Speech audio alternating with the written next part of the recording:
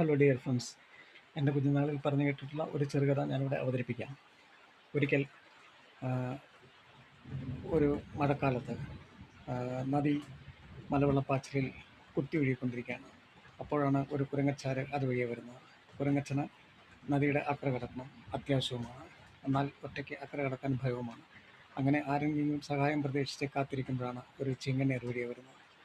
കുരങ്ങച്ചൻ ചിങ്ങണ്ണിയുടെ സഹായം അഭ്യർത്ഥിച്ചു. അപ്പോൾ ചിങ്ങണ്ണി പറഞ്ഞു, ശരി, നീ എൻ്റെ മുതുകത്ത് കയറിയിരുന്നു, നിന്നെ ഞാൻ അക്കരെ കൊണ്ട് എത്തിക്കാമെന്ന് പറഞ്ഞു. എന്നാൽ നദിയുടെ നടുക്കെത്തിയപ്പോഴേക്കും ചിങ്ങണ്ണി പറഞ്ഞു, ഞാൻ കുരങ്ങച്ചൻ്റെ ഇറച്ചി കഴിച്ചിട്ട് വളരെ കാലമായി. നിന്നെ ഞാൻ എൻ്റെ മടയിലേക്ക് കൊണ്ടുപോവുകയാണ്, നിന്നെ ഞാൻ ഭക്ഷിക്കാൻ പോവുകയാണ്, നിന്നെ ഞാൻ കൊന്നു നിന്ന് ഭക്ഷിക്കാൻ പോവുകയാണ് എന്ന് പറഞ്ഞു.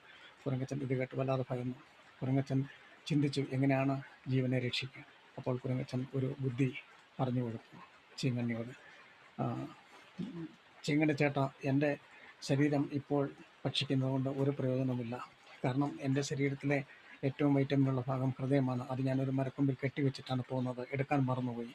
അതുകൊണ്ട് നീ എന്നെ അക്കരെ എത്തിക്കുക. ഞാൻ എത്രയും വേഗം ചെന്ന് ആ മരക്കൊമ്പിൽ ചെന്ന് എൻ്റെ ഹൃദയവുമായി ഞാൻ തിരിച്ച് മടങ്ങിയെത്താം.